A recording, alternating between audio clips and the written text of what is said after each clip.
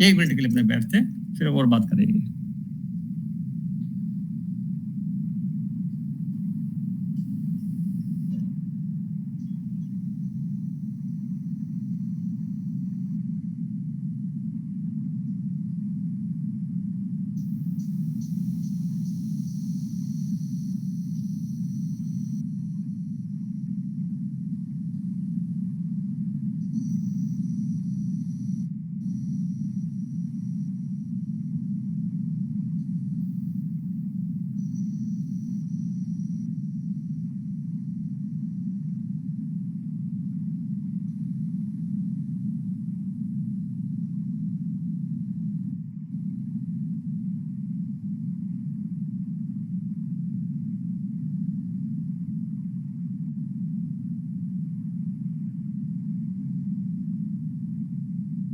Meditation करें।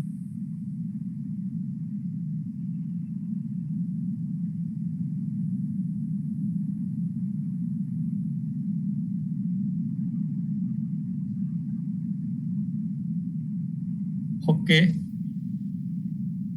पुनः सभी का बहुत बहुत स्वागत है इस सेशन के लिए, जिसका शीर्षक है मन और अनहद। बहुत ही गहरा और बहुत ही गुड विषय है। एस एल माथुर जी ने भी बहुत अच्छा लिखा, रूपाली बहन जी ने व्यक्त किया, मोनिता बहन जी ने किया, और एक मैडम और है उनके साथ, मोनिता के साथ में जो मीनाक्षी जी ने किया, और बाकी सब लोगों ने पढ़ने के बाद में अपनी प्रतिक्रियाएं दी। एक लास्ट में LD जोशी जी हैं, जो अच्छे इंसान हैं, बहुत बढ़िया आदमी है, वो उन्होंने भी किया, लिखा उन्होंने। तो देखिए, जितना भी लिखा गया सारा बहुत शानदार था, अपनी अपनी समझ से किया गया, व्यक्त किया गया। फिर भी हम कुछ हद तक इसको व्यक्त कर पाते हैं, सारा करने के लिए हमारी बुद्धि इतनी सक्षम नहीं है कि पूरे जो ब्रह्मांड है उसके किसी एक हिस्से के बारे में पूरा बता पाए, उसके लिए भी नहीं है। आपने भी 1 मिनट में देखा होगा कि जब आप एकाग्र होते हैं पर्टिकुलरली, तो नाभि से ध्यान हट करके आपके विशेष अंगों में जहां पे स्पंदन हो रहा होता है, जैसे कोई नाद किसी के बह रहा है, बज रहा है, तो उसकी तरफ जाएगा ध्यान, या फिर उसके हार्ट बीट है उसकी तरफ जाएगा ध्यान, या फिर श्वास की स्पीड है जो आ रही है, जा रही है, और बीच में ऐसा भी होगा श्वास लेने का प्रयास नहीं करना पड़ेगा, स्वतः श्वास का आना जाना शुरू हो जाएगा, ध्यान वहां से हट जाएगा। क्योंकि ध्यान को क्या है, हर वक्त 2 चीजों की जरूरत है, हर वक्त, क्योंकि संसार द्वैत का है और हम संसार में, तो 2 चीजों की जरूरत है।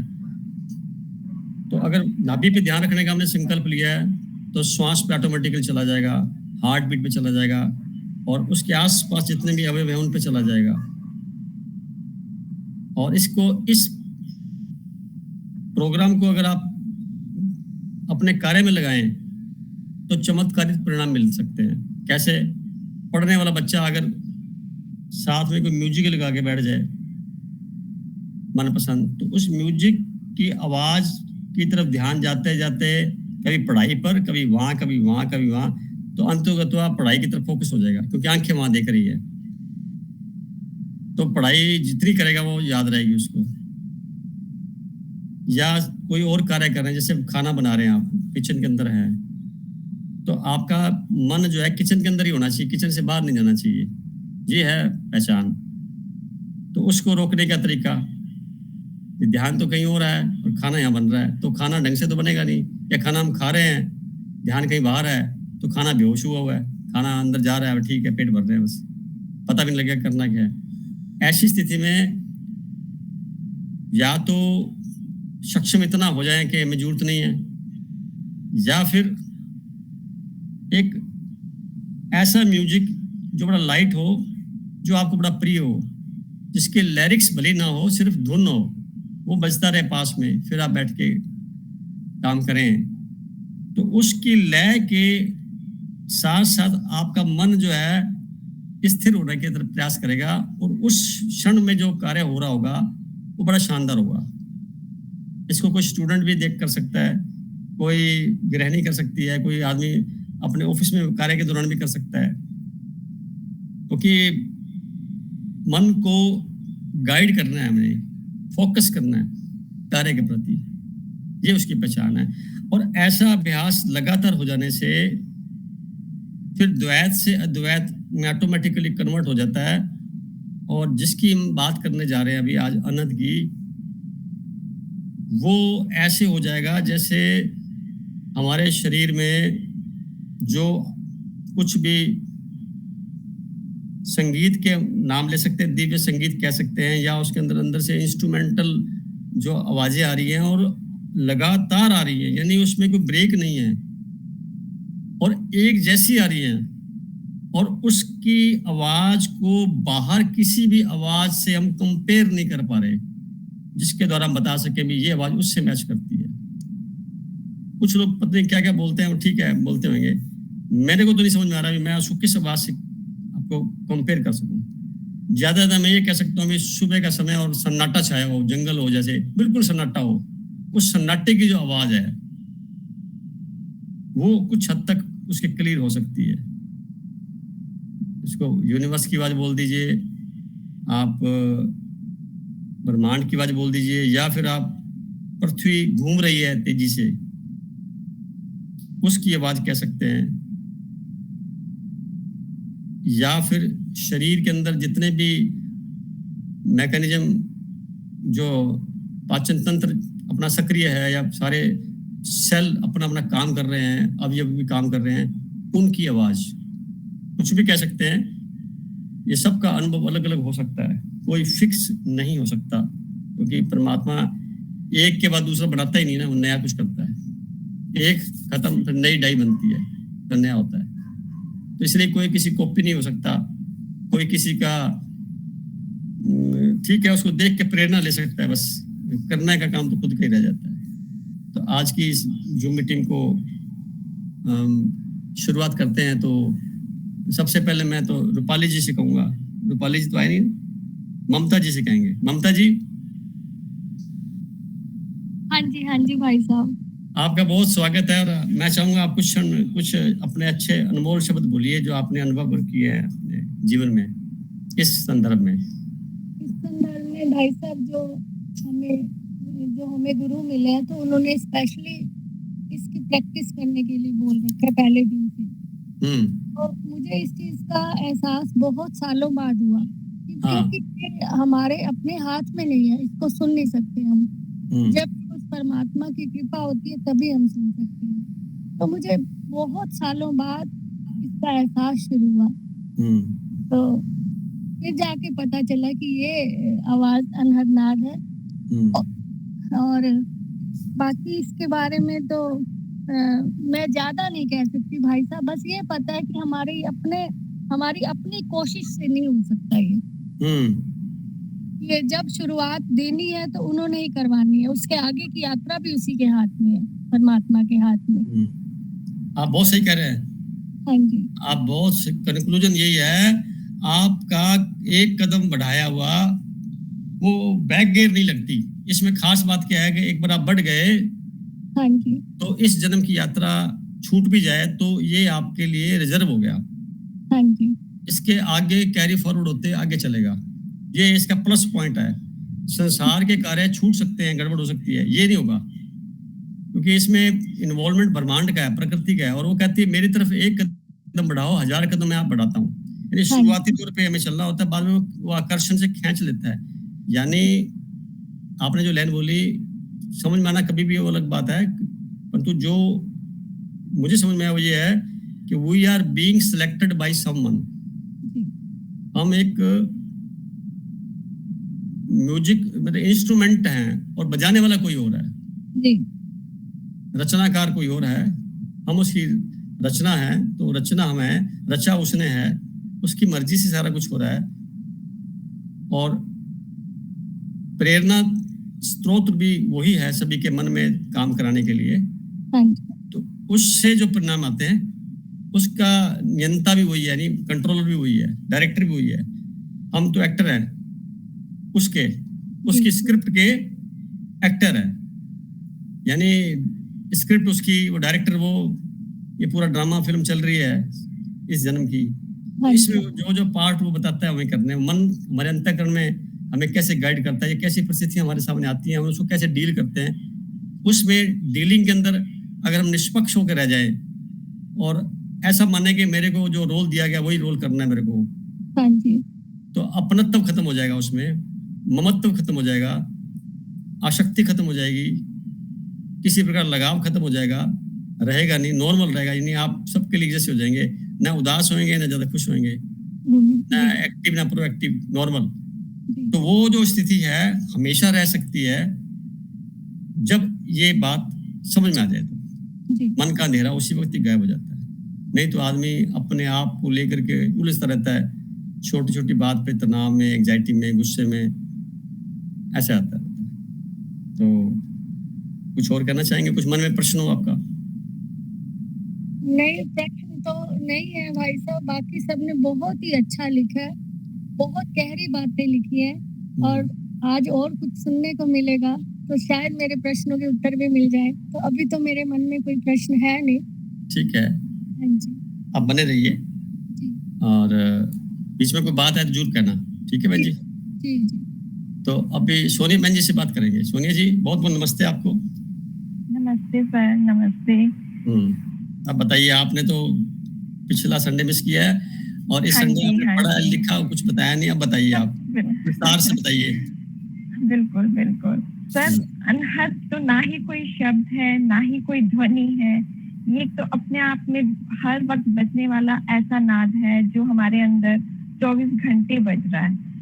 तो इसके लिए सर मेन है हमें पूर्ण एकाग्रता, जो अब हम धीरे धीरे साधक इस रास्ते पे आ गए हैं, जो आप हमें सिखा रहे हो कि हमको एकाग्रता, हमको हमारी एनर्जी किस तरफ चैनलाइज करनी है, अब कहाँ क्या सोचना है, व्यर्थ की बातें सब छोड़ते जा रहे हैं।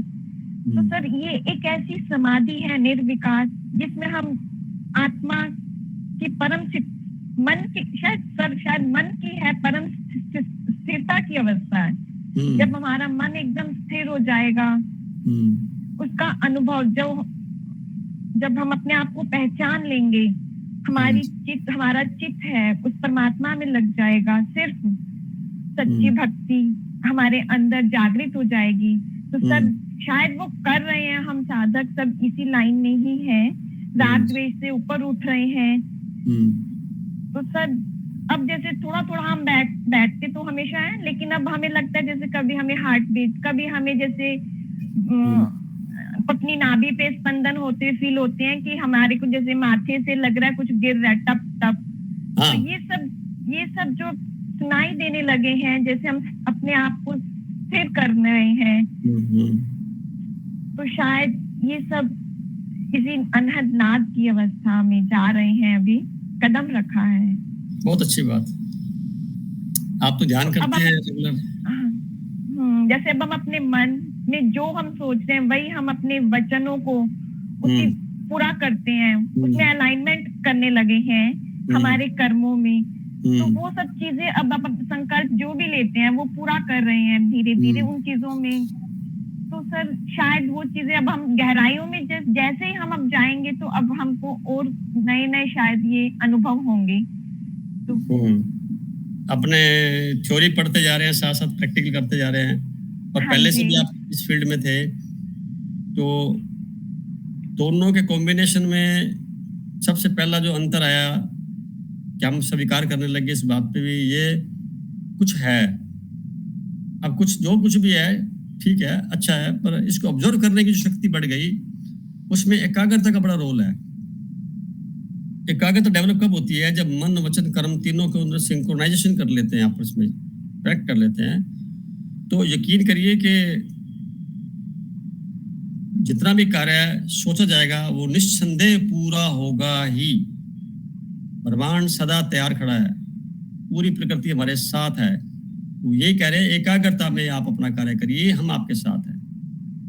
एक सेकंड भी अगर प्रकृति के संदर्भ में हमने ध्यान के माध्यम से लगाया कई गुना लौट करके प्रकृति हमारे को देने के लिए बाध्य है। ये बहुत बड़ा सुपर कंप्यूटर लगा हुआ है, वहाँ बेईमानी नहीं होती, वहाँ कोई शिकायत नहीं है, वहाँ किसी प्रकार का कोई कंप्लेंट्स नहीं है, वहाँ देने में ही रहते हैं। वो कहते हैं लेने वाले तो बनो, आपकी डिमांड ही बहुत छोटी है, मांगते ही बहुत छोटे हो। और मांगने की जरूरत भी क्या है?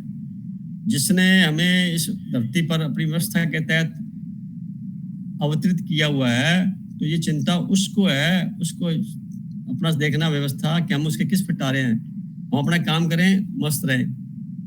अगर कुछ कार्य हमारी मर्जी से हो जाए तो बहुत बढ़िया, नहीं हो तो और भी ज्यादा बढ़िया, कोई और से अच्छा होने वाला होगा, ऐसा मानते हुए। तो अनहद को ऐसे मानिए आप कि ये हमारी कल्पना शक्ति से भी परे, और ऐसी अवस्था कह सकते हैं, ऐसा वातावरण कह सकते हैं, मतलब उसको नाम क्या दें, नाम बने नहीं हुए, ऐसा कुछ जिसके बारे में हम कल्पना से परे और जिसको हर पल हम जीते हुए उसके अंदर ही है, हम परमात्मा के अंदर ही है। हम ईथर जो भरा हुआ है पृथ्वी पे, उसके अंदर हम महसूस नहीं कर पा रहे। जैसे मछली सागर में है तो सागर के पानी को पी नहीं सकती वो खुद, उसको मुंह बाहर निकाल के ऑक्सीजन लेनी पड़ती है, खुद पी नहीं सकती, पानी में से ऑक्सीजन निकालती है, तो उस पानी को नहीं पी सकती। हम ईथर नहीं पी सकते, हम उसमें जिंदा रह सकते हैं शरीर के माध्यम से। तो ऐसे एहसास के साथ में कि पूरा भरा हुआ ये, हम मछली की तरह हैं, बाउंड्री नहीं पता हमें, तो हम इतना ज्यादा उसके बारे में विश्लेषण नहीं कर पाएंगे। इतना जरूर हो सकता है कि अवेयर हो गए इस बात पे कि कुछ है। अब जो कुछ बज रहा है, क्या फीलिंग हो रही है, इसके एहसास को हम प्रगाढ़ता में लेते हुए कंटिन्यू कर ले, ये हमारा दायित्व है, और निस्संदेह परिणाम अच्छे आएंगे इसके। बात समझ में आ गई होगी? हाँ जी सर, अभी आप जैसे समझा रहे थे ममता दीदी को, तो सर कभी कभी ऐसी सिचुएशन आती है कि मन हमारा, जो परिस्थिति होती है, मन तो सिर्फ कहीं और होता है और हमको उस स्थिति में वहां भी जाना पड़ता है, वहां अच्छा नहीं लगता। तो सर क्या करना चाहिए ऐसी परिस्थितियां कि जहां मन ना लगे वहां? उसका तरीका ये है कि दोहरे चरित्र के अंदर सारा जीवन हम जीते हैं। मैक्सिमम जो जीवन जी रहे होते हैं, समाज के साथ अगर जुड़ते हैं तो दोहरे जीवन में होते हैं। दोहरे जीवन में वार्तालाप में भी बात की जाती है, हाजिरी लगाए हो। अब वो जाना, उसके पास समय है नहीं है, परंतु वहाँ हाजिरी लगाने वाला एक भाव पैदा होता है, जाना पड़ेगा, शक्ल दिखा के आ जाओ। कार्ड पर लिखा होता है कि आप अपने शुभ जो है आशीर्वाद नव कपल को दीजिए पधार करके। तो शुभ आशीर्वाद हम दूर बैठ के, लंदन में बैठे किसी बंदे को भी दे सकते हैं, क्योंकि हमारे पास ताकत है देने की। दुआएं कहीं भी दी जा सकती हैं। उसके चित्र को, उसके, क्योंकि हम परिचित है, जिससे भी परिचित हैं, उसकी इमेज आंखों के सामने आ जाती है ध्यान के माध्यम से। आप उसके प्रति शुभ भावनाएं, दुआएं, आशीर्वाद प्रेषित कर सकते हैं। ये ताकत है आपके पास। परंतु संसार कहता है फिजिकल प्रेजेंस होनी जरूरी है। आप गए वहां पे और आपको लगा भी मेरा जो कार्य, टास्क मेरे हाथ में वो अधूरा ना रह जाए, उसमें समय चाहिए, या मेरा यहाँ मन नहीं लग रहा किसी कारण विशेष से, तो ऐसी स्थिति में क्या होता है कि आपको ये चिंतन नहीं करना चाहिए कि मुझे यहाँ नहीं रहना। अब आपने तो जाना है 2 घंटे के लिए, तो देने हैं 2 घंटे। अब 2 घंटे देने हैं, इसमें 2 रास्ते हैं आपके पास। 2 घंटे देने हैं, ये तो मजबूरी होगी, देने हैं, कन्फर्म है। अब वहां पे जाकर के आप जितना हो सकता है उनके रंग में कैसे रंगे जा सकते हैं, उनके एहसास में, ताकि जिस कार्य के लिए आप गए वो कार्य संपन्न 100% हो जाए। उनको खुश रखने के लिए गए थे आप। साथ ही साथ जब भी फुर्सत मिल जाए उसी दौरान, तो अपने आप को वहां से अलग कर लीजिए। अब इसका टेक्निक है, आप बैठे बैठे उनके बीच में बैठे हैं, उनकी बात सुन भी रहे हैं और नहीं भी सुन रहे हैं, अपने आप को अलग कर सकते हैं। कैसे? जो आपके अंदर अनहद की आवाज, जो आपने लाइन बोली है, उस पे फोकस कर लीजिए अपने आप को। सामने वाले क्या पता, हाँ, उसके क्वेश्चन का जो जवाब है, जवाब दे देना आप उसको। 2 रास्ते होंगे। जब आप जाएंगे 2 घंटे आपके अच्छे, यानी आप जा भी रहे हैं और नहीं भी जा रहे हैं, ऐसा नहीं। आप जा रहे हैं तो पूरा जाइए, या फिर नहीं जाइए। आपको लगता है भी मैं नहीं आ सकती, तो अगर नाराज भी कोई हो रहा है तो कह सकते हैं भी मैं इस क्षण के लिए नहीं अपने आप को स्पेयर कर सकती, इसलिए आप बुरा मत मानिए, अदरवाइज मत लीजिए, फिर दोबारा कभी चांस मिलेगा तो हम इसको पूरा करेंगे। ऐसा नहीं कह सकते, कोई बात नहीं, जाना पड़ेगा, जाइए। तो जा करके फिर आप उनके अनुसार, जैसे उनकी व्यवस्था में आपका रोल कहाँ है, उस रोल को फिट करिए और उस रोल में पूरी ईमानदारी से उनके साथ सहयोग करिए, जितना कर सकते हैं। करने के बाद में बीच बीच में समय मिल जाए तो अपने आप को अलग कर लीजिए, परंतु इसका रिग्रेट नहीं करना। रिग्रेट करना खतरनाक है, पश्चाताप, मेरा समय खराब हो गया, ये नहीं, तो जाने नहीं चाहिए आपको। कर्म भी कर लिया, पश्चाताप भी कर, दो काम थोड़ी होंगे। फिर जाना है तो जाइए, संसार निभाना है ना, तो जाना पड़ेगा। और नहीं लगता है कि मैं नहीं जा सकते, तो या तो आप अपनी पर्सनैलिटी इस प्रकार की बना लीजिए, अपने आप को इस तरह से बना लीजिए, क्योंकि जितने भी संबंध हैं सारे जरूरतों के संबंध हैं। अगर इसको गहराई में जाके अनुभव करेंगे तो एक भी संबंध ऐसा नहीं है जिसके प्रति ऐसा लगे कि वो जरूरत के बिना बना हुआ है। जरूरत है तो संबंध है, नहीं तो संबंध ही नहीं है। और जिस दौर में हम गुजर रहे हैं उसमें हमें ध्यान रखना पड़ता है कि संबंध उसी से बनते हैं जिससे कुछ आदान प्रदान होने वाला होता है। ये बात अलग है कि जब हम आध्यात्मिक चिंतन की बात करते हैं तो ये सार्वजनिक न होकर के ऐसा माना जाएगा ये एक व्यक्ति विशेष का एक ताकत विशेष है, जो जिनके लाइक माइंडेड लोग हैं सारे इकट्ठे हो गए, तो एक कृपा अलग से आ गई।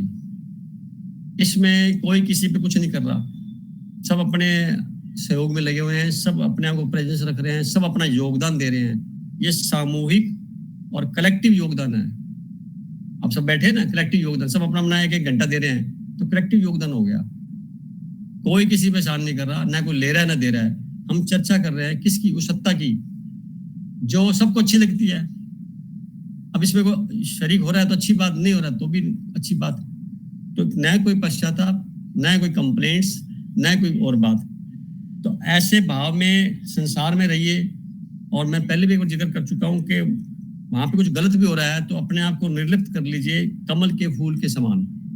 उनकी गलत हरकतों में, गलत बातों में, गलत टेंडेंसीज में, उनके इरादों में आप शामिल मत होइए। चाहे कितने प्रलोभन जीवन मिल जाए, कितने भी प्रलोभन जीवन मिल जाए, आप उसमें शामिल मत होइए।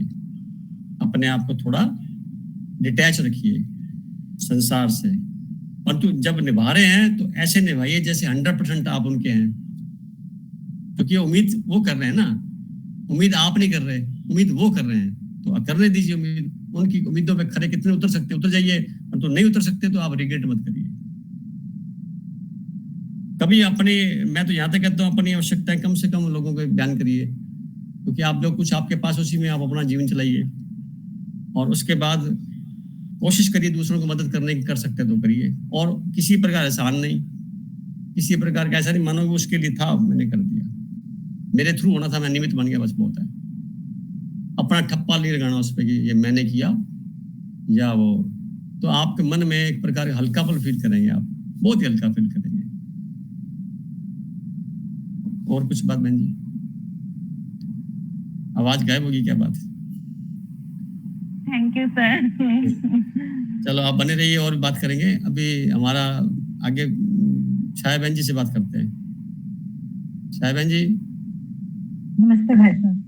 बहुत बहुत नमस्ते बहन जी, आपका स्वागत है इस बहुत ही इम्पोर्टेंट मीटिंग में। बड़े धीरे धीरे बात कर रहे हैं हम सब लोग। हाँ, आप भी बताइए क्या जानना चाहते हैं, क्या आप बताना चाहते हैं?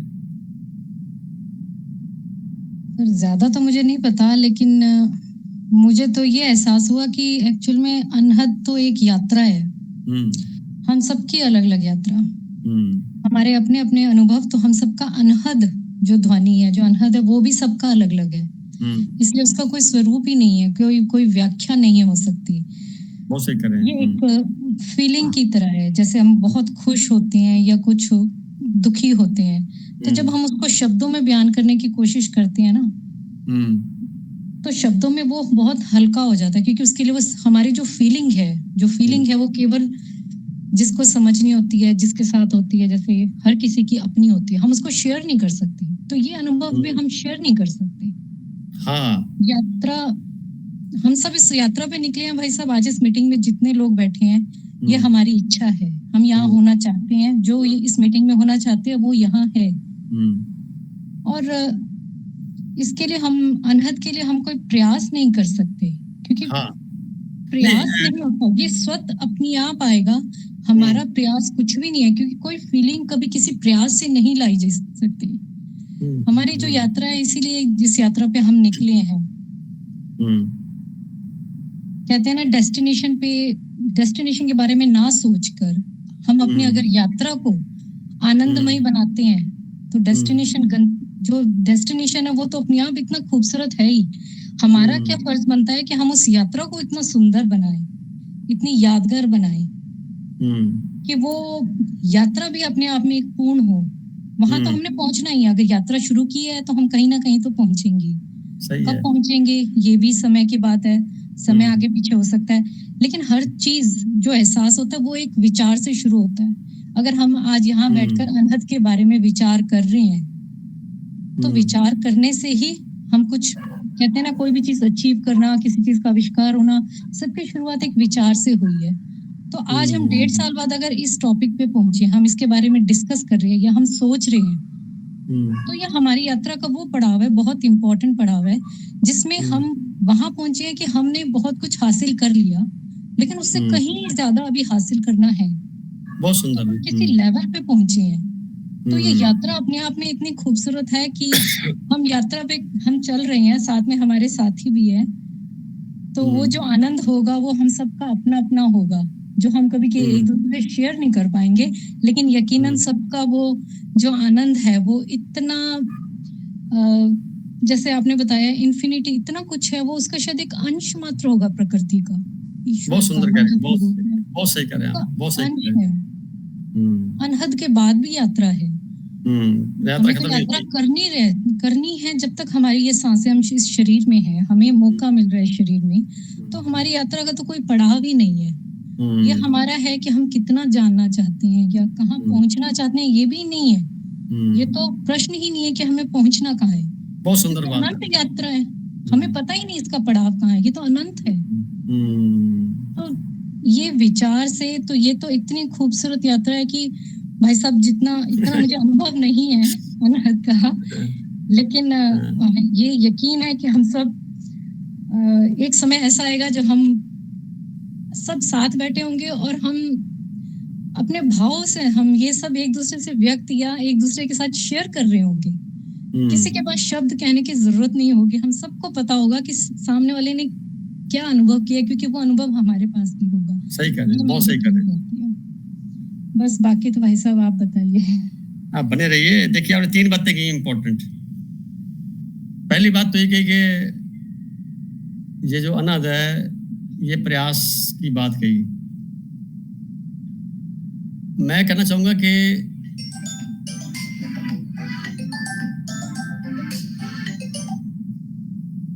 पहली बात तो ये कि जिसमें आप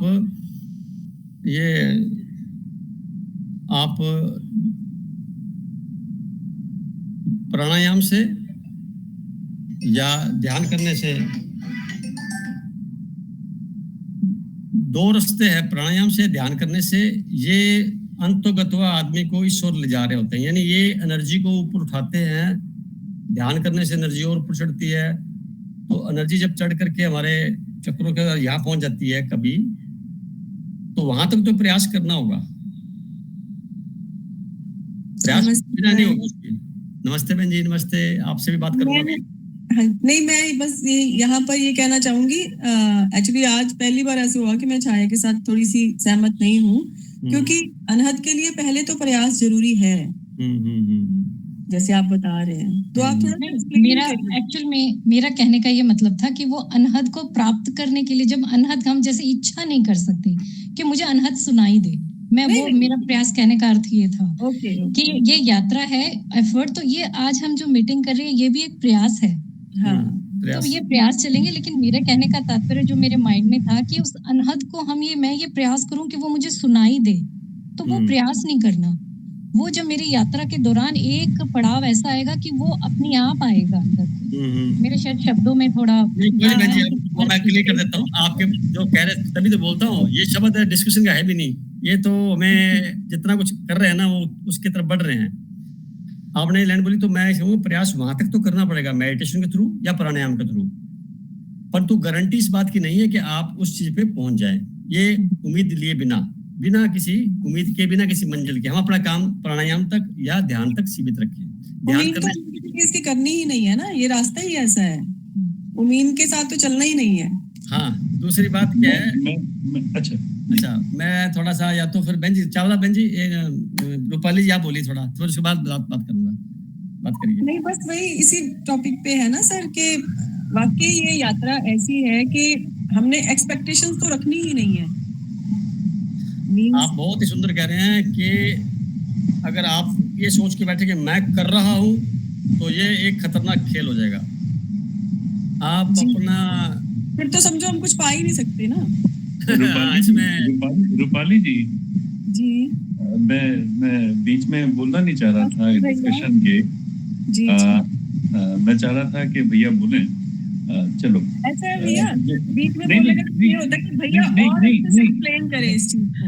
मैं समझ गया, आप बताना चाहता हूं। मैं जो एक बात बीच में करना चाह रहा हूँ, जो छाया जी बोल रही थी प्रयास और उस अनहद तक का, मेरा ऐसा मानना है चाहे ध्यान से या प्राणायाम से या इस तरह से, जब आप वो अपने एक अंदर एक ऐसी कंडीशन बना पाते हैं, आप हजारों सिटिंग ध्यान की लगा ले, हम शायद वहां तक नहीं पहुंच पाएंगे, किंतु जब एक कृपा उसकी हो गई तो स्टार्ट हो जाएगा। और कृपा के लिए ये भाव जो है अंदर रिसने चाहिए, और भाव पैदा करने के लिए आपको ध्यान जैसी चीजों का अभ्यास करना पड़ेगा, क्योंकि तभी आप चीजों से एक शब्द आप इस्तेमाल कर रहे थे भाई साहब, निर्लिप्त अवस्था वाली, तो निर्लिप्त अवस्था भी तभी आएगी और ये तब उसके साथ में भाव पैदा होंगे, और उस भाव जब हमारा उस परम सत्ता के साथ, जिस तरह से भाई साहब एक बात कर रहे थे, आप किसी भी परिस्थिति में हैं किंतु आपके अंदर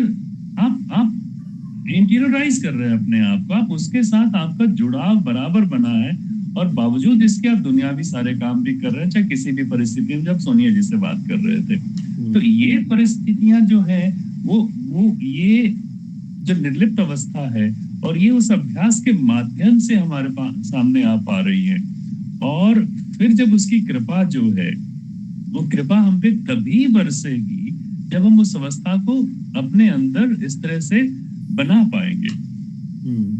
जी सॉरी, पता नहीं, बहुत एक्सीलेंट, बहुत अच्छा भाई साहब, आपने पूरा कंक्लूजन निकाल दिया। ये कंक्लूजन है भाई साहब ने कहा, ये सही है। हमें यानी जब कभी इस फील्ड में मैं शुरू हुआ था तो समाधि सुनता था, ध्यान की अवस्था सुनता था, तुरीय अवस्था सुनता, कई कुछ शब्द थे, तो मेरे समझ नहीं पड़ता था।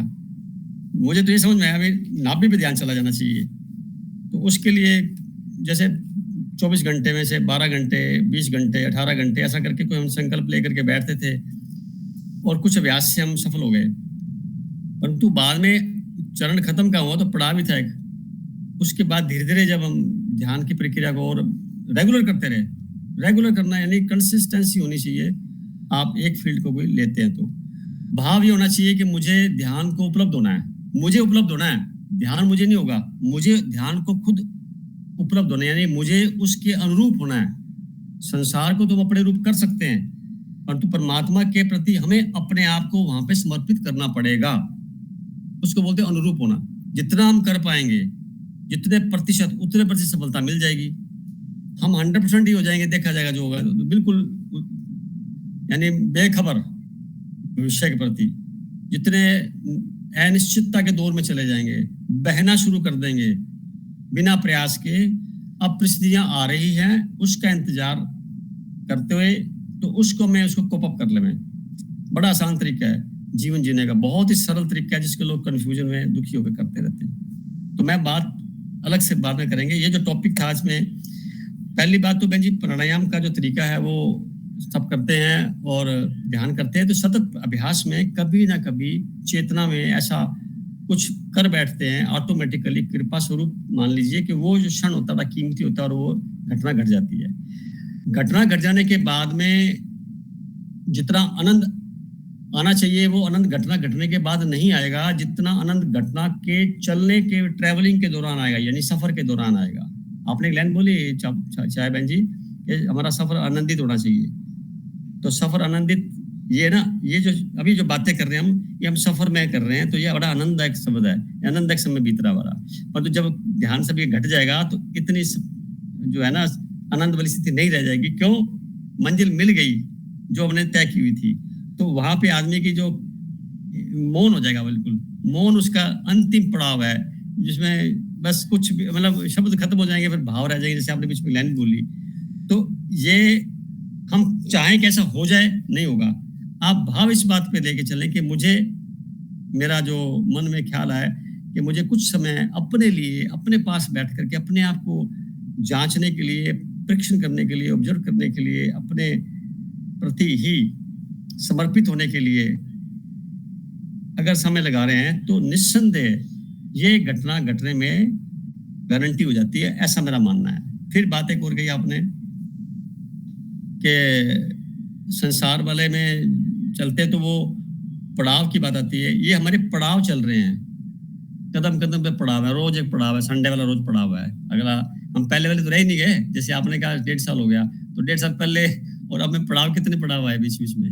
बहुत अच्छा लगा, कई बार आप बहुत ओवरवेलमिंग हुए होंगे, बहुत ही शानदार दिन बीता मेरा, तो वो पड़ाव आपने पार कर लिया और उसके बाद फिर नया पड़ाव। तो ये सतत अनवरत और ऐसी जर्नी है, रूहानी सफर बोलेंगे इसको, जिसका अंत नहीं है, जिसका हम कहें कि किसी जन्म में अंत तो जैसा नहीं है। हाँ, परमात्मा के द्वारा जब शुरू में सृष्टि अवतरित हुई, बनी, तो जो आत्माएं नीचे धरती पर आए, अवतरित हुए, हम लोग जो प्योरीफाई स्टेट थी उस वक्त, वैसी की वैसी स्टेट जब तक दोबारा नहीं बन जाएगी हम सबकी, तब तक हम पहले जैसे प्रारूप में नहीं आ सकते, नहीं उसको महसूस कर सकते। तो उसके लिए भी शरीर चाहिए। देवताओं के पास शरीर नहीं होता, उनके पास जागृत मन हो सकता है, पर शरीर न होने की वजह से वो अपने आप को व्यक्त नहीं कर सकते। हमारे पास शरीर, इंद्रियों के साथ स्वस्थ शरीर भी है, तो शुक्रगुजार इसके साथ हम अपनी बात को व्यक्त भी कर सकते हैं, और साथ में जो कुछ भी हम करना चाहते हैं, हमारे पास स्वतंत्रता है। पशुओं के पास जागृत मन नहीं है, शरीर है। तो ऐसे अधिकांश मनुष्य होंगे जिनका शरीर तो है परंतु मन जागृत नहीं है। तो मन को जागृत करने के लिए प्राणायाम और ध्यान की प्रक्रिया में से गुजरना होता है। ये प्रयास हमें हमारे दैनिक कार्य के द्वारा 24 घंटे में से 1 घंटा 2 घंटे जिसके लिए मानते ये अधिकार मेरा है, मेरे लिए समय है, किसी को नहीं देना मुझे, वो समय जब आप ऐसा सोच के करेंगे तो धीरे धीरे अपनी परिस्थिति को आप उस तरह से कन्वर्ट कर लेंगे। और आपको ये जो इस दौरान की जो प्रक्रिया गुजरेगी वो आनंददायक फील ही होगी, क्योंकि यात्रा हमेशा आनंददायक ही होती है। मंजिल पे पहुंच के उतना आनंद नहीं आता जितना कि यात्रा के दौरान आता है। कभी भी देख लेना, आप यहाँ से आप ऊटी जा रहे हैं या कहीं आप टूरिस्ट बन के जा रहे हैं, तो यात्रा का जो अनुभव है वो बड़ा प्यारा लगेगा। वहां पहुंचने के बाद फिर वही बात दूसरी हो जाएगी, तो वो फिर नया पड़ाव में चले जाएंगे। तो इतना ही कहना चाहूंगा। और क्वेश्चंस वगैरह कोई हो बहन जी तो आप बात कर सकते हैं, छाया बहन जी, नहीं तो फिर मैं, हमारे भाई साहब जुड़ गए हैं। एलडी जोशी जी का बहुत तहे दिल से स्वागत है। आज पहली बार मीटिंग में आए हैं, बहुत ही प्यारे इंसान है, आध्यात्मिक जीवन की ऊंचाइयों को छूने वाले हैं। और ये भी संसार में ऐसे रहते हैं जैसे कमल के समान होते हैं, बिल्कुल साफ सुथरा जीवन है इनका। तो मैं चाहूंगा कि बीच में इनको लेते हैं। जोशी साहब, आप कुछ बताइए हमारे को। कुछ आपने लिखा बहुत प्यारा है, बहुत ही कंक्लूसिव लिखा आपने। आप कुछ और कहना चाहें तो आपका स्वागत है।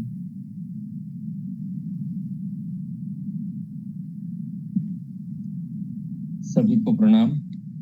बहुत बहुत प्रणाम।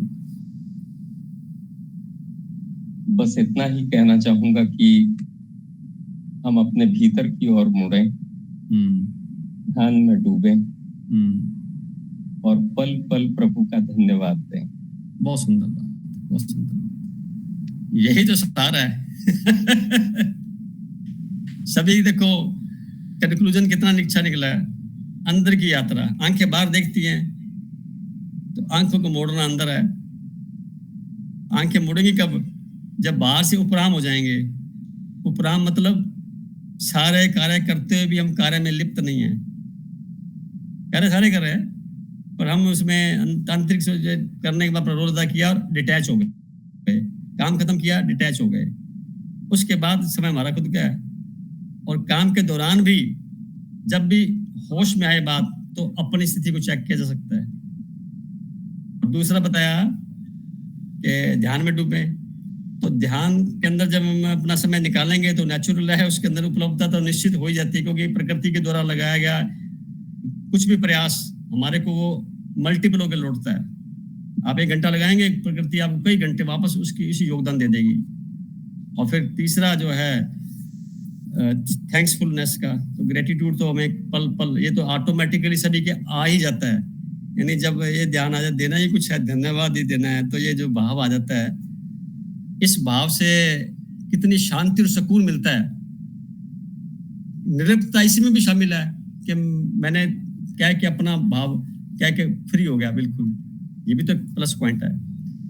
जोशी साहब और कुछ बताएंगे आप? अब इस पर चर्चा की जाए तो उसका कोई अंत नहीं है। बस यही कहूंगा मैं, पुनः यही कहूंगा, क्योंकि अब ज्ञान के भी 3 स्तर हैं। जो हमें ज्ञात है वो सूचना भर भी हो सकता है, पहला स्तर जो हमें ज्ञात है। दूसरा जो ज्ञेय है, जो अभी जाना नहीं है उसे जाने, उसकी तरफ हमारा सफर हो, ज्ञात से ज्ञेय की ओर, जानने की ओर, जो शेष है हमारे लिए। और तीसरा स्तर हम सभी जानते हैं, जो साधकों के लिए है आध्यात्मिक जगत में, कि उस अज्ञेय यानी कि जो जाना संभव नहीं है, वो रहस्य है, उसे शब्दों में नहीं बांध सकते। तो हम ज्ञात से ज्ञेय की ओर और ज्ञेय से अज्ञेय की ओर चले, और परमात्मा हमें वो शक्ति दे कि हम उस रहस्य को जाने जिसे शब्द नहीं दिए जा सकते। बहुत सुंदर, बहुत सुंदर, बहुत सुंदर भाई साहब, बहुत अच्छा व्यक्त किया आपने, बहुत बहुत शुक्रिया। आप बने रहिए। रूपाली बहन जी। जी भैया। आप बोलिए, आप खुले दिल से बोलिए। नहीं, मेरा तो सिर्फ ये कहने का मतलब था कि जो बात मुझे लगी कि हाँ यहाँ पर बात होनी चाहिए, तो आप उसको एक्सप्लेन करें बस। हाँ मैं जी, तो एक्सप्लेन तो आज टॉपिक में बताए हो गया। आपकी तरफ से कोई बात ऐसी बताओ ना जो कोई क्वेश्चन मन में हो, कोई तब दोबारा बात करें। हाँ, एक क्वेश्चन भैया मेरे मन में ये आ रहा है कि अब जैसे जिस स्टेज पे चल रहे हैं, तो बहुत बार ऐसा होता है कि ऐसी अवस्था में आ जाते हैं कि लगता है कि जैसी स्थिति है बहुत अच्छी है, सब कुछ बहुत अच्छा है, बट हम हमेशा इस स्थिति में कैसे रह पाए? ये मेरी पत्ते ना एक जैसी स्थिति बहन जी होती भी नहीं है, क्योंकि दिन के बाद रात होगी, रात के बाद दिन होगा, ऋतु बदलती रहती है, पल पल नया है, पुराना तो रह ही नहीं जाता। मन हमारा पुराना होने की वजह से पुराने को अट्रैक्ट करता है, मन हमारा पुराना होने की वजह से पुराने को अट्रैक्ट करता है, और हम सूचनाओं को, ज्ञान को, या भौतिक में देखें तो वस्तुओं को स्टोर करने की, इकट्ठा करने की हैबिट में है। तो इसलिए मन का अधिकांश हिस्सा तो उसी स्टोरेज में चला जाता है, रिकॉर्डिंग में चला जाता है। तो आदत पड़ गई है उसको, नया स्वीकार नहीं करता, बड़ा मुश्किल से स्वीकार करना पड़ता है उसको। अभी किसी 50 साल से प्लस व्यक्ति को बोला जाए कि कंप्यूटर में इस प्रकार का एप्लीकेशन डाउनलोड करो, तो बड़ा एक बार परेशान होगा, यार क्या हो गया, बीच में नया गया, चल रहा था काम अच्छा चल रहा था। किसी को बोलो मकान बदल ले, तो बड़ा परेशान हो जाएगा, क्या करना मकान बदल करके। मतलब बदलाव को ज्यादातर लोग पसंद नहीं करते, जबकि परिवर्तन संसार का नियम तो है ही, परमात्मा की तरफ से पल पल परिवर्तन हो रहा है, वो बिल्कुल नया है, एक एक क्षण में बिल्कुल बदलाव, आगे की तरफ, अतीत पीछे रह जाता है। तो इसको महसूस करना भी तो ध्यान की प्रक्रिया का चरण है ये, और इस महसूसता के बीच में हम अपना कार्य करें और स्वीकार करें इस बात पे, और समर्पित हो जाए इस बात पे कि जो हो रहा है सही हो रहा है, क्योंकि करने वाले जो सत्ता है या जिसके माध्यम से हम सब हो रहा है ये, उसको इस बात का ख्याल है, डिजाइनिंग उसकी है, एक्टर है हम तो, डायरेक्टर तो वही है, किस प्रकार से हमें काम करवा रहा है। अगर हम इसमें किंतु परंतु शक करते हैं तो उसकी कायम व्यवस्था के प्रति हम उसका निरादर कर रहे हैं। मैं ये ऐसा कहूंगा, व्यवस्था कायम है। मैं यही कह रही हूँ भैया, ये चीज हमें समझ आ चुकी है कि हमें सब पता है कि जैसे जो चीज है वो परमात्मा ही कर रहा है और हमारे कार्मिक अकाउंट की वजह से सब हो रहा है। मींस सब चीजों को पता है, पर फिर भी हम परेशान क्यों हो जाते हैं? ये बात आपने बोली, हम परेशान नहीं, आप परेशान मैं लगाइए और आप देखिए, परेशान तो आपने खुद को क्रिएट कर रखा है, क्योंकि परेशान कोई परेशान, दुख, तकलीफ, अंधकार, ये जो ईर्ष्या, द्वेष, घृणा, नफरत, इनका कोई वजूद ही नहीं बहन जी। अगर आप इसको थोड़ा सा गहराई से ऑब्जर्व करें तो इनका कोई वजूद नहीं है। ये प्रकाश की गैर मौजूदगी का परिणाम है, या मन के अंदर रोशनी नहीं है उसका गैर परिणाम है। ये अंधकार का भी वैसे ही है कि प्रकाश की गैर मौजूदगी है, इसलिए अंधकार पैदा हो गया। प्रकाश आते गायब, तो इनका वजूद नहीं है। न संसार का वजूद है, या न मन का वजूद है, न अतीत का वजूद है। वजूद वर्तमान का ही है, ओनली वर्तमान। यानी जो इस वक्त बात कर रहे हैं, ये भी अतीत फटाफट भागे जा रहा है, इतनी स्पीड से भागे जा रहा है, रोक नहीं सकते हम इसको। तो जितनी देर हम वार्तालाप कर रहे हैं, जितनी देर हम इकट्ठे होकर चर्चा कर रहे हैं परमात्मा की सानिध्य में महसूस करते हुए, इतना ही ये शब्द आनंदित, इसी को हम महसूस करते हुए, अपनी वार्तालाप को करते हुए उद्गार व्यक्त कर लेते हैं। यही हमारा कर्म में है, यही जो कर्म है यही आगे जाकर के हमें परिणाम देगा, जो आज किया जा रहा है या इसी तरह का पहले कर्म किया गया है। तो आप जो बोले परेशान इसलिए हो जाते हैं कि मन माफी काम नहीं हो रहे होते। मन जो चाहता है वैसे काम हो जाए, सारे खुश रहते हैं, ये गलत धारणा है। मन तो बहुत कुछ चाहता है और होता किसी का वैसा नहीं है, बहुत कम। तो ऐसी स्थिति में अपने आप को समझाने की कला भी तो होनी चाहिए। वो कला कैसे आएगी कि भाई सारे कार्य मेरी मर्जी से तो नहीं होंगे। तो परेशानी का कारण तो वही होता है, आपने प्लानिंग की परंतु डिपेंडेंसी कहीं आ गई, सामने वाले पर निर्भर रहना पड़ गया। पूरा तंत्र है समाज का, पूरी दुनिया का कई तरह का इसमें सिस्टम चल रहा है, उसके बीच में आपकी इच्छा नहीं बैठ पा रही, तो ये तकलीफ का कारण बन सकती है। परंतु इसको आप तकलीफ समझे ना समझे, चॉइस आपकी है। मान लो किसी का बिजली बिल 50,000 रुपये आ गया, अब वो गलती कैसे कुछ हो गया होगा। अब दो रास्ते, या तो दुखी होकर के आप चर्चा करते रहो, जिक्र करते रहो, फिक्र करते रहो, या उसकी सोल्यूशन के लिए पता करो और उसके बाद जितना मनाना है, जमा तो फिर भी कराना पड़ेगा, चाहे रोके कराओ चस्के कराओ तो कराना पड़ेगा। ऐसी स्थिति में उस क्षण को कैसे करें हम, उस क्षण का समाधान ढूंढे। यानी हम क्या करें, परिस्थितियों का अल्टरनेटिव समाधान ढूंढने में लगा सकते हैं अपनी चेतना को, तो आपको समाधान मिल जाएगा। अगर आप उसी रास्ते पर अटक गए कि ऐसा ही उसी थ्रू होना चाहिए, तो नहीं होगा। रास्ता को दूसरा ढूंढ लीजिए। प्रॉब्लम को सोल्व करने के कई रास्ते होते हैं। एक रास्ता जो आप जानते हैं वो ठीक है, जो रास्ता नहीं जानते हैं उसकी तरफ प्रयास करिए, तो काम वहां हो जाएगा।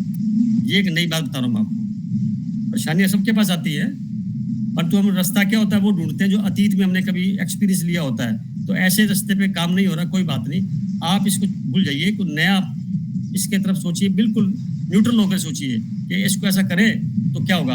तो आप उसकी तरफ थोड़ा सा प्रयास करेंगे तो नया रास्ता आपके लिए मदद कर देगा। इसको मैसेज से मैं समझाता हूँ, किसी ने आपके साथ धोखा दे करके 10,000 रुपये ले लिए, दिए नहीं वापस आपको। अब आप कहते हैं जी वही 10,000 वापस ला के दे, वही सेम सत्य में वापस ला के, तब मेरे को संतुष्टि मिलेगी, नहीं तो मैं परेशान हूँ। तो उस बंदे के लिए मैं कहूँगा कि आप उसको भूल जाइए। आप ये याद करिए कि आपके किसी कार्मिक अकाउंट पिछले जन्मों में, इस जन्म में कभी दिया होगा, लिया होगा, तो उसका जो हिसाब उसने ले लिया, बात खत्म होगी, उसका शुक्रगुजार करो, आपका खाता क्लियर हो गया। अब प्रकृति की तरफ से न्याय होगा। उसमें क्या न्याय होगा, आपको उस 10,000 के बदले में कई गुना ज्यादा ब्याज समेत मिला के किसी दूसरे रास्ते से मिलेगा। ये मेरे व्यक्तिगत एक्सपीरियंस है।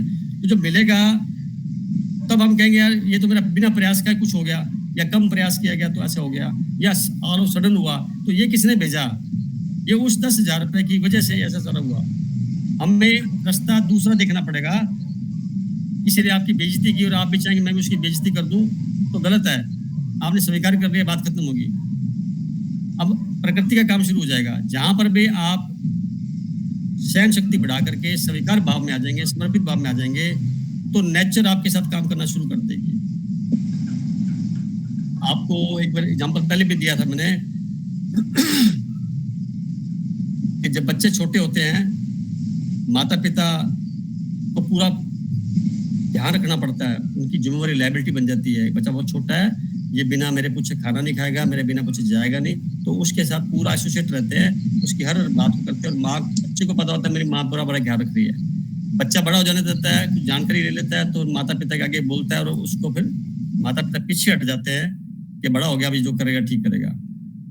और एक क्षण ऐसा आ जाता है कि बच्चे को माता पिता वो ही उनकी किसी बात को बुरा लगना शुरू हो जाता है। होता है, सभी समाज में देखते हैं अपने। तो फिर माता पिता बिल्कुल भी इंटरफेयर नहीं करते, भाई तू जान, तेरा काम जाने, बड़ा हो गया, बात खत्म, तेरी शादी होगी, खत्म किया। परमात्मा के साथ भी ऐसा ही है। जब आप परमात्मा पे समर्पित हो जाते हैं कि मुझे पता नहीं, आप जानो, आप काम जाने, जो ऐसे रखाएगा रह लूंगा, जैसे खाएगा खिला दूंगा, वैसी स्थिति में जिम्मेवारी उसकी हो जाएगी। कभी करके देख लेना आप।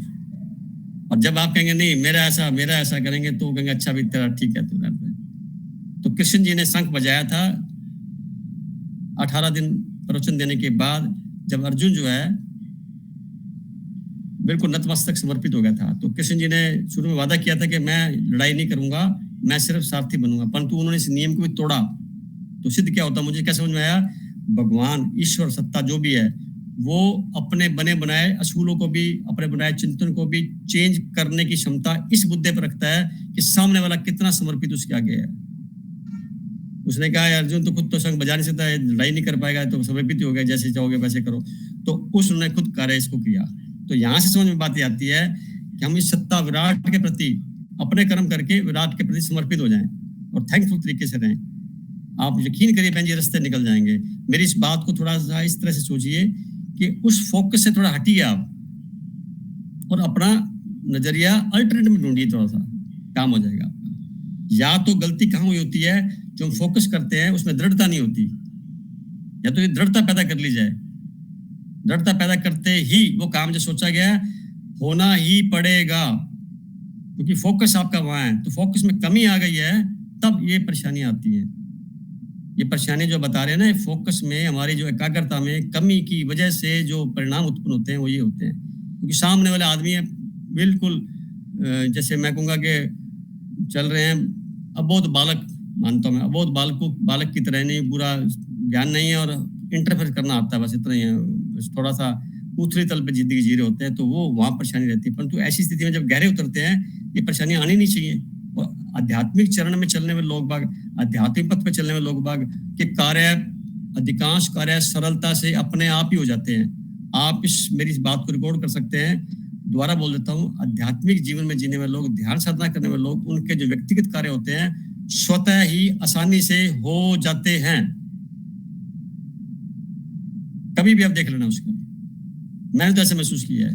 जितनी भी बाधाएं आएंगी, बाधाओं को अगर वो बाधा मानते हैं तो दिक्कत है, बाधा ना मानते हो इसको स्वीकार कर ले, तो उसके बदले में कई कुछ और कहीं से आ जाएगा, ताकि उस बाधाओं का पता भी नहीं लगेगा, एहसास भी नहीं रह जाएगा। चिंतन करना है तो उस परिस्थितियों के अलावा हटके परिस्थितियों से थोड़ा अलग कर लीजिए अपने आप को। रूपाली बहन जी, समझ में आ रहा है आपको? बहुत अच्छी तरह से भैया, बहुत बहुत अच्छा लग रहा है जो भी आप समझा रहे हो, मेरे को बहुत अच्छे से समझ आ रहा है।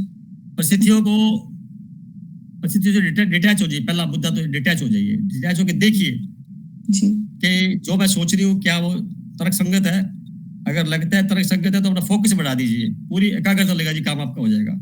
नहीं तो आप अपना रास्ता दूसरा ढूंढिए, किसी को दोष मत दीजिए, कोई गिला शिकवा नहीं, कोई रिग्रेट नहीं, किसी प्रकार की कंप्लेंट भी नहीं, अपना रास्ता बदल लीजिए। सामने वाला है अपने आप सुधर जाएगा। नहीं सुधरना, आपने कॉन्टैक्ट नहीं ले रखा कि सुधारना किसी को, आप खुद सुधरे रहिए, खुद अपने आप को एकाग्र करिए, खुद अपनी शक्ति को बढ़ाइए, खुद अपने आप को जज करिए। सारा खेल खुद के ऊपर है। पर शब्द, पर चिंतन, पर परिस्थिति, सारे पर है, दूसरी की है ही हमारी। अपने आप को लग रखिए, आप अपना आपके पूरा फोकस ही अपने आप पे होना चाहिए। और आप ये मान के चलिए, ये लाइन सुनी होगी, पिछली बार बात की थी, जाके हृदय सांच है ताके हृदय आप है। जैसे आप सच्चाई के रास्ते पे आकर के निष्पक्ष होकर के बात करेंगे, परमात्मा के सानिध्य में बात कर रहे हैं, ऐसा आप ऑब्जर्व करिए और निस्संदेह ऐसा ही होता है। कोई बड़ी सत्ता हमारे साथ चल रही है जो हमारे इरादों को एक ऐसे मुकाम पर लाना चाहती है जो मुकाम अंतोगतवा सच्चाई के रास्ते पे जा रहा है। परेशानी थोड़ी बहुत आ सकती है, रोग विरोध भी हो सकता है, घबराने की बात नहीं है। आखिर शरीर ने जलना ही है, जलाएंगे लोग बाग, कोई दिक्कत नहीं है। जब तक है तब तक तो आप अपने असूलों पे बिना किसी प्रलोभन के, यानी इतने प्रलोभन जीवन मिल जाएं तो भी ऐसा मानना चाहिए इसको भी मुझे पार करना है। ये भी प्रलोभन मिल जाए कि भी कल को कोई आदमी जब शरीर मृत हो जाएगा, डेड बॉडी को उठाने के लिए भी बंदे चार चाहिए, वो नहीं मिलेंगे, चील को खाएंगे, जो भी खाएंगे खाते रहेंगे, उसका प्रलोभन भी अस्वीकार कर दीजिए। मैं यहाँ तक बात करूंगा, अधिकार ही नहीं दिया जाए किसी को कि मेरे को उठा के शमशान कर लेके जाओ, मैं अपनी मर्जी से चला जाऊंगा, क्या दिक्कत है मेरे को। इतनी क्षमता अपने अंदर डेवलप होगी, कब होगी? जब एकाग्रता और फोकस बढ़ेगा अपना। और कब बढ़ेगा? ध्यान के माध्यम से। कब होगा? प्राणायाम के माध्यम से। कब होगा? जब शरीर आपका राजी हो जाएगा उस कार्य को करने के लिए। और शरीर को राजी करना आपका दायित्व है, किसी प्रकार का वहां पे कोई बहानेबाजी नहीं है। टाइम पूरा 100% पूरा वैसे के वैसे, जैसे सूर्य अपने टाइम पर आता है, पृथ्वी अपने घूम रही है, ऋतु बदल रही है, जैसे कि ऐसा प्रकृति के अनुसार अपने आप को एडजस्ट करिए, उसके समरूप चलते हैं तो जीवन, जिसके हम नाद की बात कर रहे हैं, ये तो एक बात करने की चर्चा का विषय आ गया है बीच में। ये सभी को है, सभी के पास है, कनेक्ट नहीं हो रखे हैं। कनेक्ट होके देख लीजिए, तुरंत प्रभाव से सारा चित्रण समझ में आ जाएगा। फिर क्या लगेगा? कई बार घूमने की इच्छा नहीं करेगी आपकी, कई बार जाने की इच्छा नहीं करेगी, क्योंकि किसको देखना है आपको, उसके अंदर भी फीकापन नजर आएगा। अभी जो मेरे पास है, सदा से मेरे साथ चल रहा है।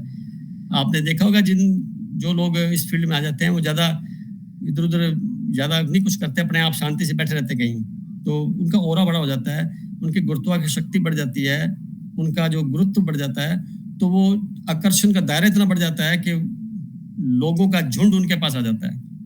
कारण तो वही सारा, एकाग्रता खुद की बढ़नी है ना, चुंबक तो आपने बनना है।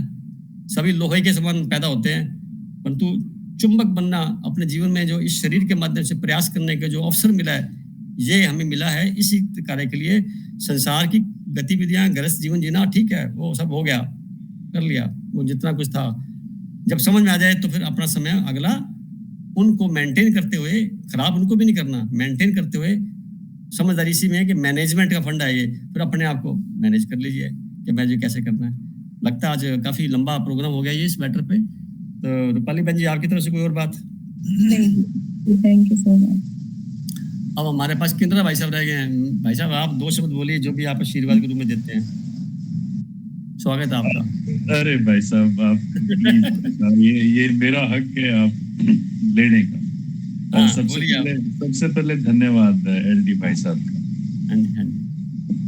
शुक्रिया भाई साहब, हम सारे बहन भाइयों की तरफ से आपको बहुत बहुत प्रणाम और धन्यवाद। और भाई साहब, आपने एक जिक्र किया था 50,000 बिल का, बिजली के बिल का, उसमें आपने 2 शब्दों का इस्तेमाल किया, जिक्र और फिक्र। भी आप लोगों से जिक्र करते रहे और उसकी फिक्र करते रहे। और किंतु ये शब्द इतने गहरे उतर रहे हैं साहब कि जिक्र तो हम उसका करें जो हमारे अंदर है, हमेशा हर हालात में उसके जिक्र के साथ रहें, और फिक्र करें उस आध्यात्मिक यात्रा की जहाँ पे हमने वहां तक पहुंचना है, उसके साथ यूनिसन की, उसके साथ एकात्मकता की। तो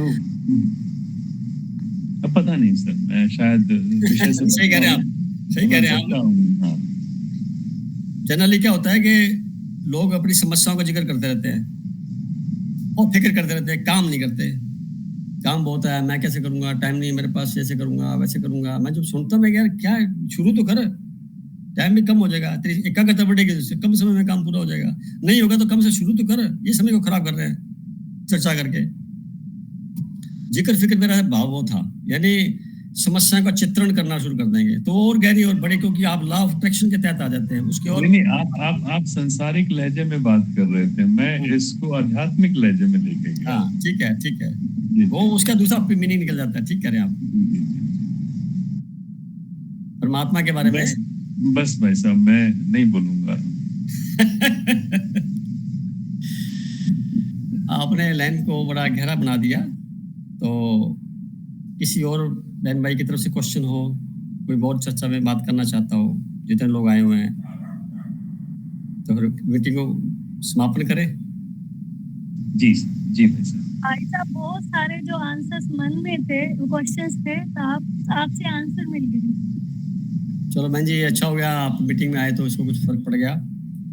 बाकी छाया बहन जी हैं, पिंकी जी हैं और रूपाली जी हैं, सोनिया जी हैं, हेमांग जी हैं, रवि किन्नर जी हैं और आज प्यारे इंसान एक और ऐड हुए हमारे साथ एल डी जोशी जी। सबका बहुत तहे दिल से स्वागत है, सबको बहुत बहुत धन्यवाद है।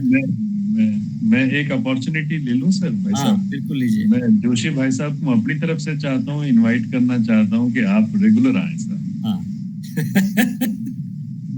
समय मुझे नहीं पता पर निकल जाएगा। माइक ऑफ है भाई साहब, माइक ऑफ है, आपका माइक ऑफ है। निश्चित रूप से आने का मैं प्रयास करूंगा। ऐसा नहीं है कि समय का अभाव है, समय खूब है और समय सबके पास में है। तो ये कतई बहाना नहीं होगा कि समय नहीं है।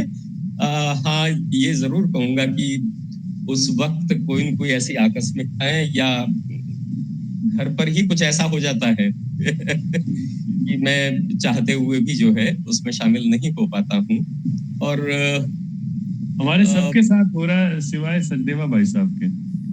बिल्कुल मानता हूँ, पर ये देख करके आज मुझे बहुत ही अच्छा लगा कि बस दिया जलता रहे कहीं भी,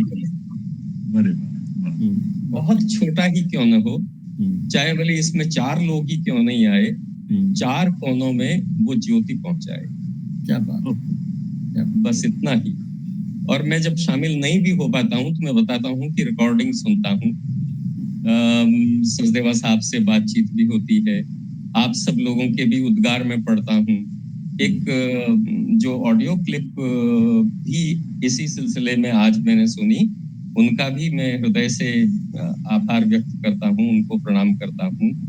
उन्होंने बहुत ही एक उच्चतम भाव दशा में जाकर के अपनी ऑडियो भेजी, जो बहुत हृदय को छूने वाली और मार्ग दिखाने वाली थी। बहुत अच्छा भाई साहब कह रहे हैं आप, और सभी का तहे दिल से स्वागत करते हुए, दुआओं के साथ में धन्यवाद देते हुए उम्मीद करते हैं अगले टॉपिक को हम और इसी प्रकार के चरण में लेते हुए अगले संडे फिर मिलेंगे इसी भाव के साथ। तब तक सभी जने अपने अपने सबको आमंत्रित भी करें, महसूस भी करें, ऑब्जर्व करते हुए और संसार में कमल के फूल के समान रहते हुए अपना योगदान देवें। ऐसे लगना चाहिए जैसे न्यारे और प्यारे हों, और वो पहचान कोई बड़ी बात नहीं है, सबके पास है, तो उसी को और प्रगाढ़ता में लेना है। शुभकामनाओं के साथ once again thank you very much to all. Please thank you sir. Blessings के साथ होगा, अपनी ब्लेसिंग्स दीजिए हमें। हाँ जी, शुभकामनाओं। हम उस लेवल तक पहुंच पाए। पहुंचेंगे क्यों नहीं, आपका रास्ता बहुत सही है, टिकट ले रखी है और अच्छी उचित हवाई जहाज की यात्रा में बैठ गए हैं। अब यात्रा अभी चल रही है, तो यात्रा में सभी ने अपने अपने गंतव्य स्थान पर जो किसी सत्ता विशेष के द्वारा निर्धारित है पहुंचना है। सब लोग आनंदित रहें। आनंदित का मतलब है वो हमारी पहचान है, वो हमारा जन्मसिद्ध अधिकार है, वो हम खुद स्वयं हैं, उसी की पहचान में रहना है और उसी की पहचान के साथ में ही परमात्मा की पहचान बनती है। शुभकामनाओं के साथ once again all the best. Please मिलते हैं। Thank you.